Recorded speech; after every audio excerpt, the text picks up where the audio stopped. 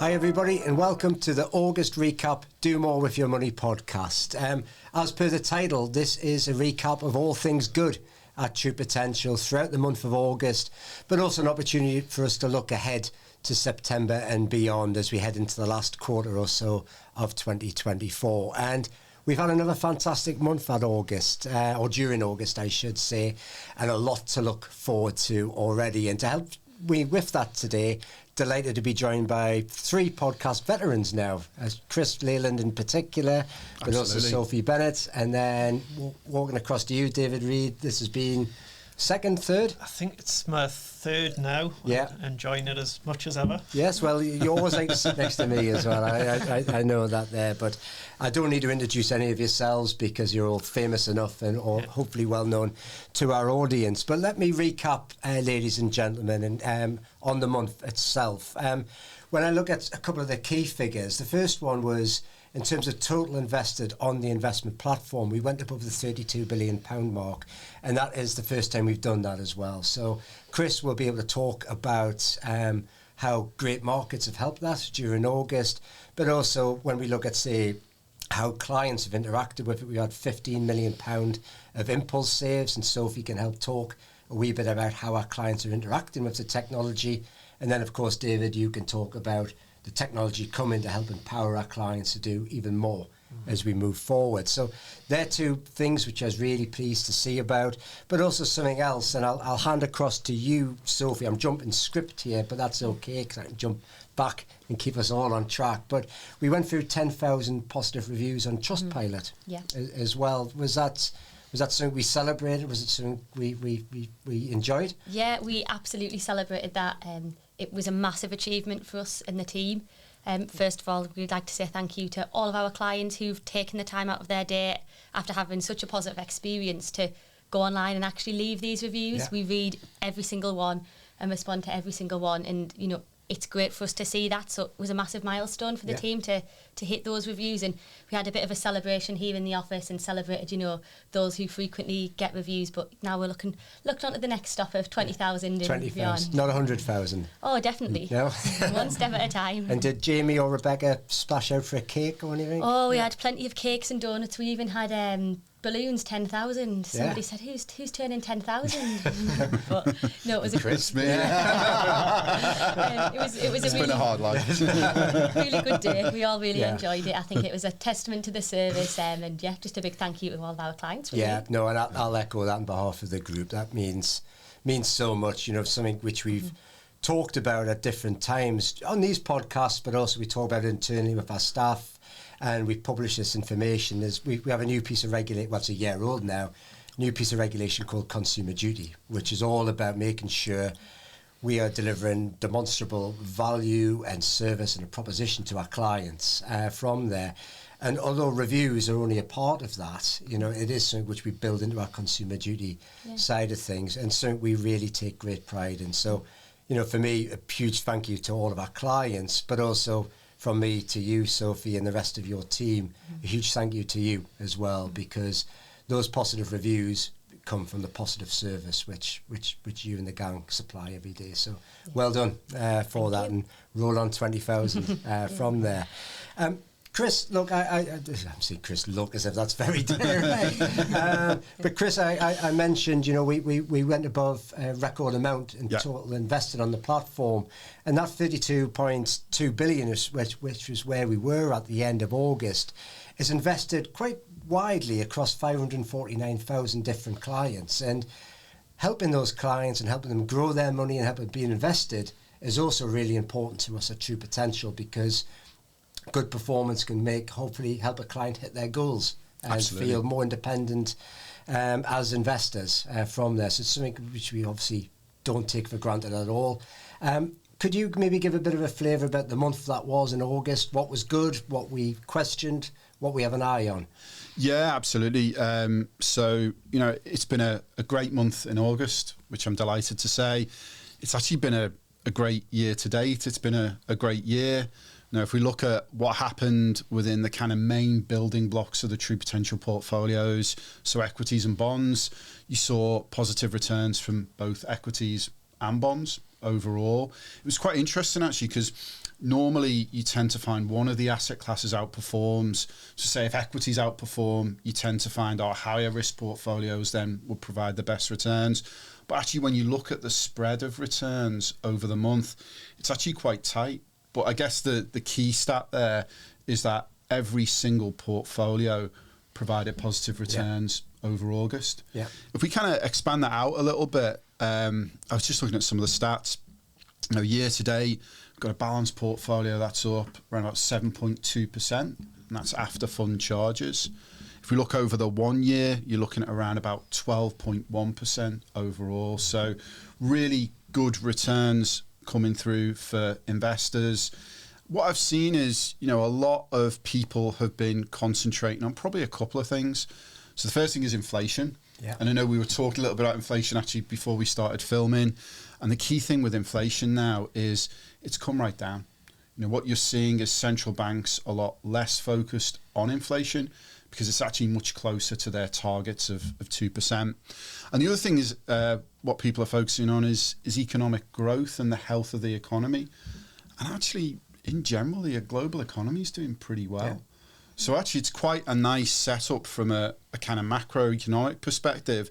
And then if you look underneath that, in general, companies are doing well. Yeah. So from our perspective, happy with how we're positioned. We've got quite a large representation to equities, to company shares right now, because we want to be pro-risk. We want to have that larger weight there.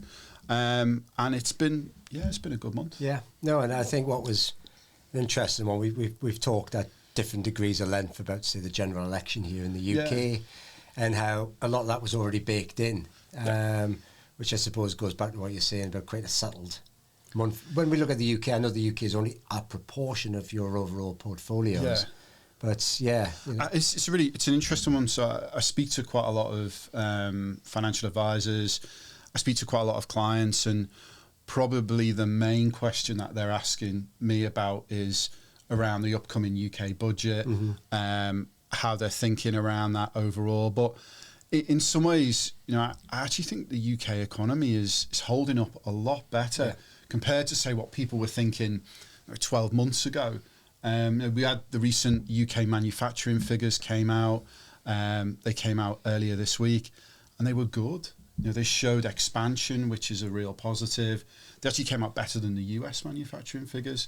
So I think for me, the UK economy is doing well.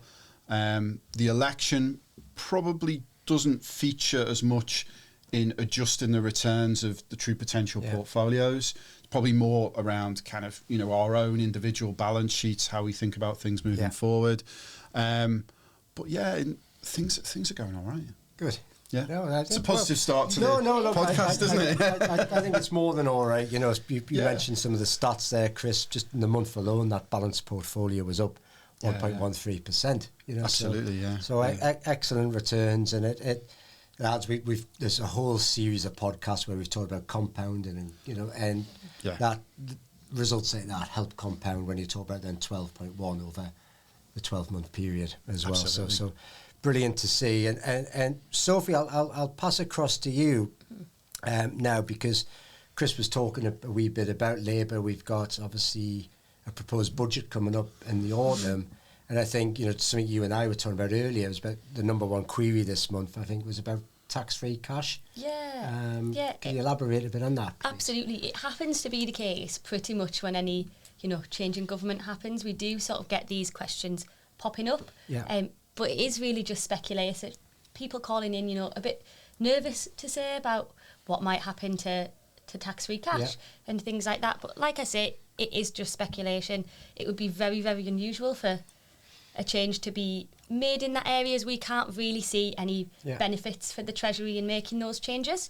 Because if they were to tax that, it could be potentially the people might just take less tax-free cash. So we couldn't really see the potential benefits. As we said, nothing's been confirmed, but it is just speculation. But we are here to obviously support our clients if you are, worried about these. Yeah, and I think that's the range of general guidance, but then there's also obviously the advisors when people need a bit more individual help on there. But it's always difficult, isn't it, with politics and with parties, because you look at what they put in their manifesto, but that could often differ from the reality in there. So I think you're absolutely spot on, Sophie, in terms of just giving people some of the ideas and what's been published out there in the public domain, and hopefully helping people reach the right decision for it. I think it's also one worth pointing out, you know, you need to link that to your goal and to your own objectives, because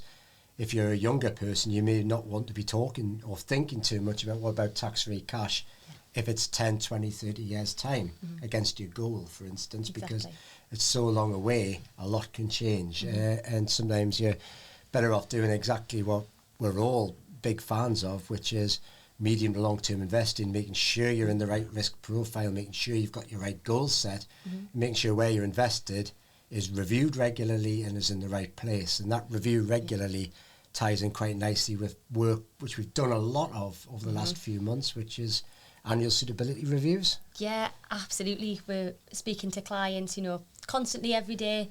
You know, there's a lot of value in getting those annual suitability reviews completed and speaking with clients, and, you know, just taking that time to review what you've got and where you are and essentially where you want to be. And I think that's where we come in.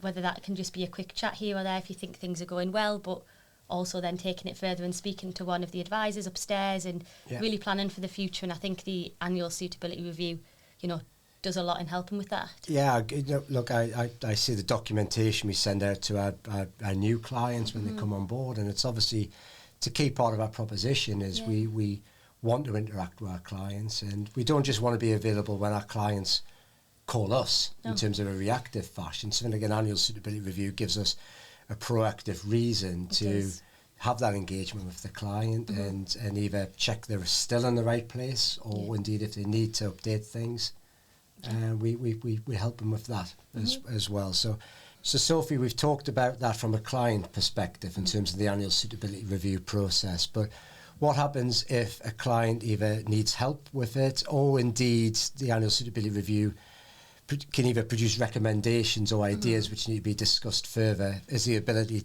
for the client to talk to an advisor about it? Yeah, absolutely. If they need help just in the standard sense of actually completing it, obviously they've got us here on the relationship management team, but a lot of the time the annual suitability review does flag up sort of next steps, bit of an action plan.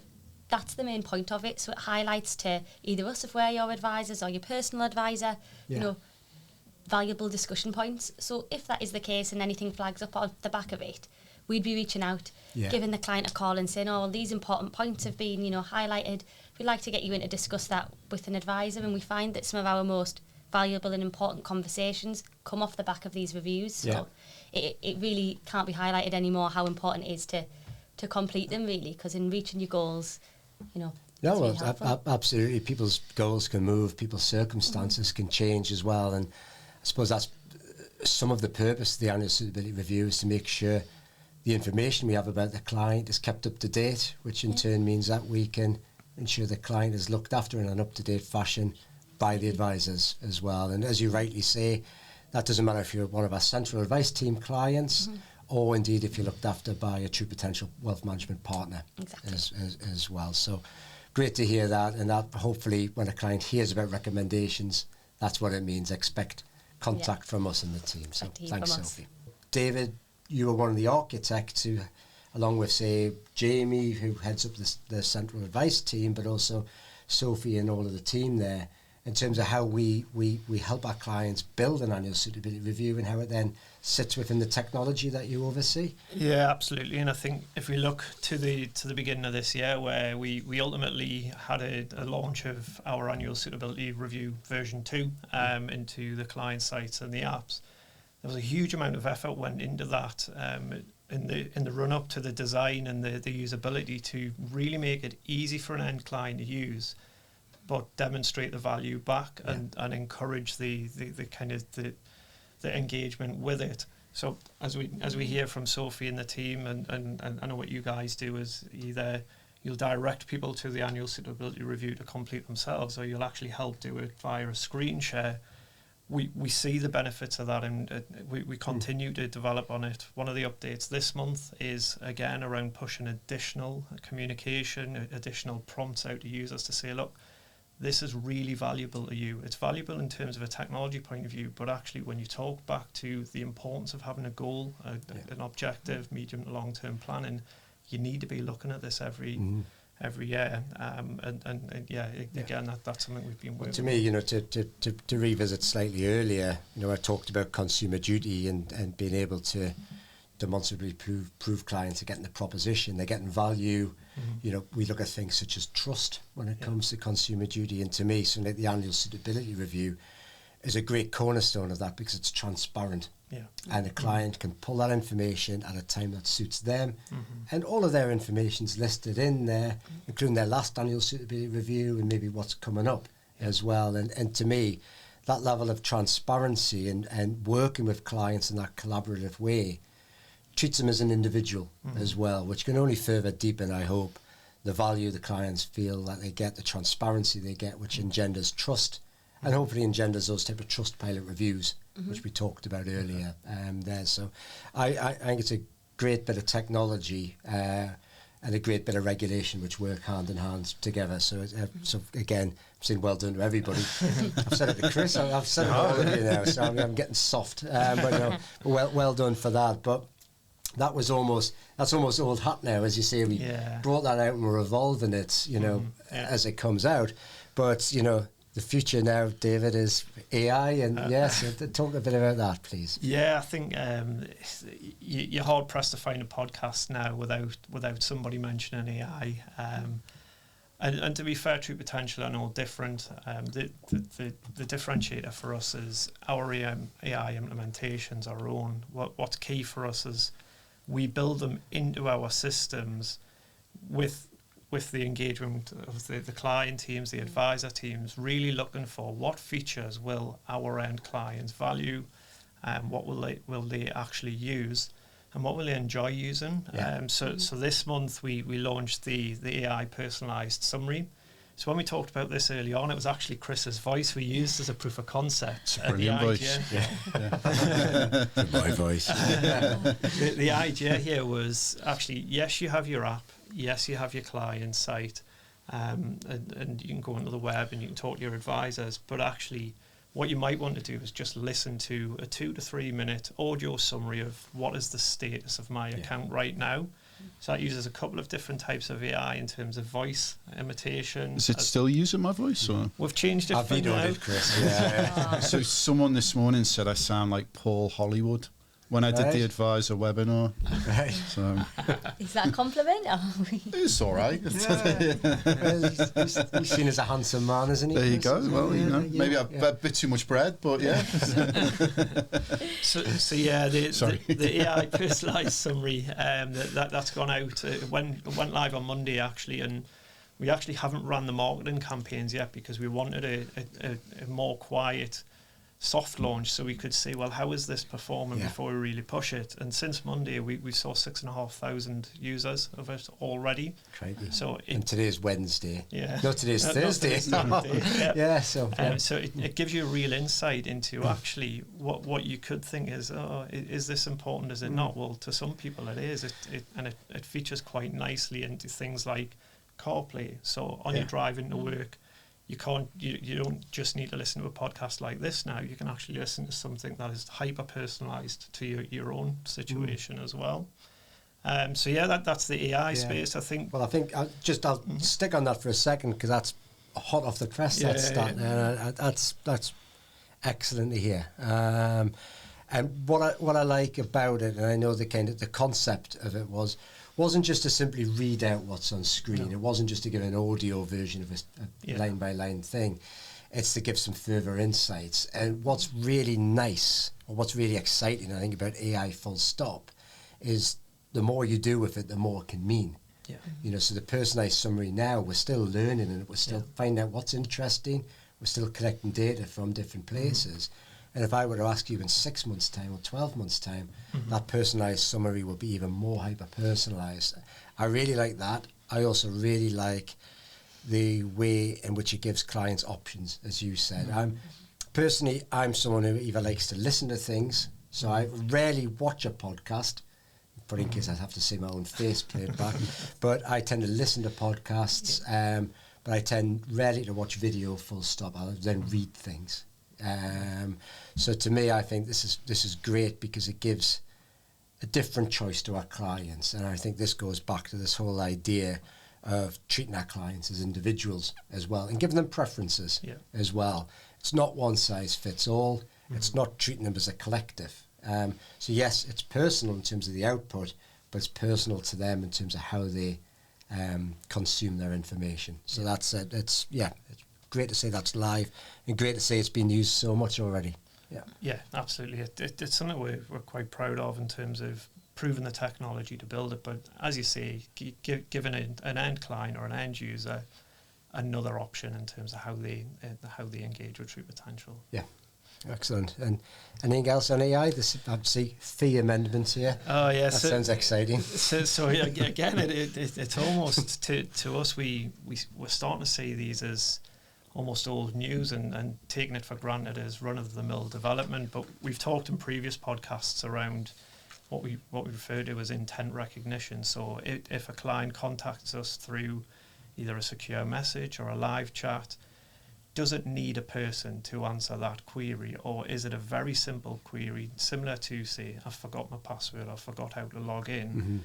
And we continue to roll out AI intent recognition for amendments being the latest, on top of direct debit withdrawals, and we'll continue to push that out. But what that means for us is, one, the client gets an instant response 24 hours a day, so the client doesn't have to wait for someone to be there or wait for the office hours to open. But then also from Sophie's team's point of view, they can spend the time on the phone talking about more complex subjects. We've talked about the tax changes and the change of government and what concerns that might raise. So actually, we're not removing people from the process. We're just allowing them to spend more time on the more valuable. Yeah, on the quality conversations rather than the information-given conversations. Exactly. So, well, that's me told for turn it down, play it. So it actually is exciting. So I'm all wrong. And talking about exciting times, I think the office is abuzz at the moment with Great North Run Fever. It's this Saturday, so 2 days' time. Is anybody running it in here? Not me. Not me. I hope not. Well, guess what, Chris? Surprise. No, but it's we're running it with the Sunshine Fund, who are a local charity. Those who've listened to our podcast before, those who consume our comms, will hopefully be aware of the fact that this will be the 6th year in a row we've partnered with them. We always have a brave team of 10 or so runners. So keep your eyes peeled on our social media for who's been selected this year. It's 9 plus 1 in this room. Chris. But no, look, there's 10 of the team running it. They've been training hard. I obviously, for those who are watching the video today, sit just there next to Jamie Sexton. He's been good guns in terms of getting ready for action. He's confident he's going to get below 1 hour 50 this year, so I'm putting that on the record, putting Jamie in the spot. So whoever's next on the podcast, we can ask Jamie about that. But so far we've raised, by the end of the month, we raised £6,000 for the Sunshine Fund already, which is a great figure. And what we always look to do at True Potential is double that amount, as we do with every charity of our month. So that's going to be fantastic. We've got obviously a few more days to go. We've had some fantastic support, not just from everybody at head office, but also a lot of advisors and some of our clients as well.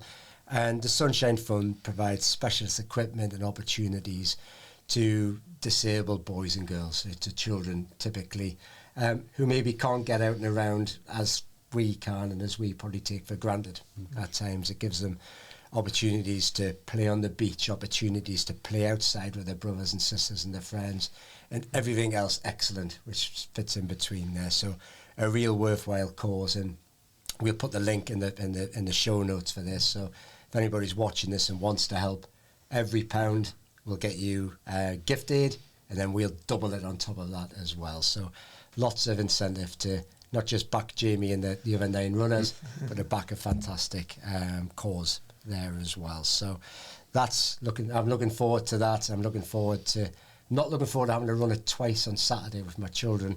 They're doing the junior one, and it's only about 4K. but I don't think I've ran since this time last year.